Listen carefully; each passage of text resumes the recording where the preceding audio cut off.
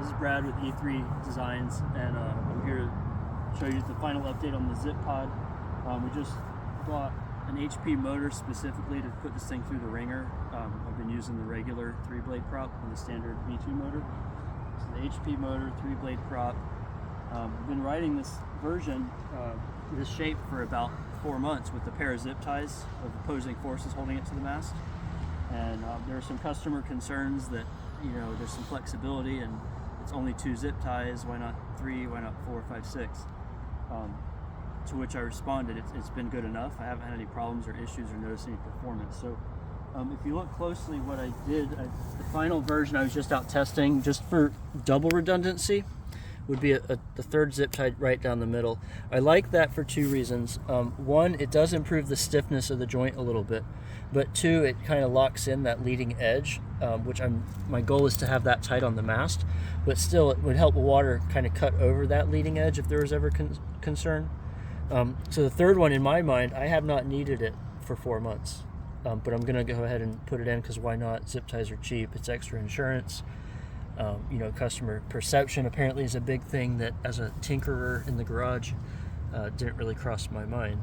So we just ran a full max battery. I was laying on the throttle, terribly annoyingly buzzing through the lineup out there. There's no surfers, but trying to really, you know, create the differential in force that like a surface piercing prop gives you, where the water line's halfway on the motor and the bottom is pushing forward, you know, like that, and see what would happen. And I don't see any shifting on the marks on the tape. Like, I don't see any weird wear patterns. The zip ties are still parallel. So we just ran it for an hour with the max battery and the 3-blade high power motor, and I don't feel any negatives.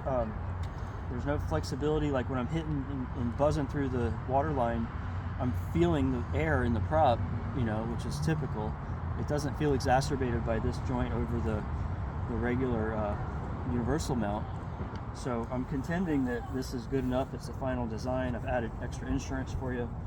Just to show you, we did go and make a version that used the heavy duty zip ties. They're 175 pound capable a piece. I didn't like them for 3 reasons. One, they're very stiff, and that's actually bad because you want to be able to tension it and create a preload so your joint is clamped. I had a hell of a time pulling them tight enough to get them to cinch down to either wrap around the leading edge or to sit flush and actually make a stiffer joint. I had to use pliers and pry on it. Secondly, they're very difficult to cut with a knife, and you know, consumerism, I don't want people risking themselves having to get in there with an X-Acto knife. The smaller standard zip ties are more readily available, as far as I know, and then you can also just clip them with nail clippers. Like, it's way safer installation. It's a better preloaded joint because you can actually stretch them to create that clamping force. And thirdly, I didn't like how big the knobs were. They take away some of the real estate inside the structure in the back of the zip pod. They're a lot thicker than, you know, the head of a standard zip tie, so they seemed like they would be better because they're bigger, but I'm finding they're harder to preload, they're harder to cut, they're less safe to cut for sure. I was scared for myself.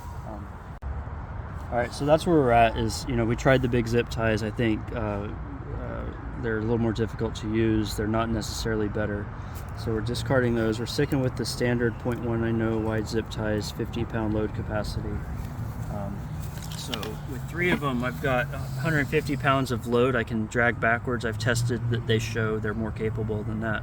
I wanted to show you the expectations of these things, right? So zip ties are keeping the pod from getting dragged backwards when you're flying down in the water and you've got drag trying to rip it off. And the motor, high-powered 3-blade prop, everything is pushing back. It's pushing forward on the back edge of the trailing edge, and it's a tight fit to the mast, so that load is spread not just as a line on the back trailing edge, but up through here on the sides. And so your thrust is forward, and it's the drag when you dip down, which is also now minimized, that these zip ties serve to react. And so all that to say, like, the zip ties are flexible. Like, this is a full max battery, a HP motor, 3-blade prop.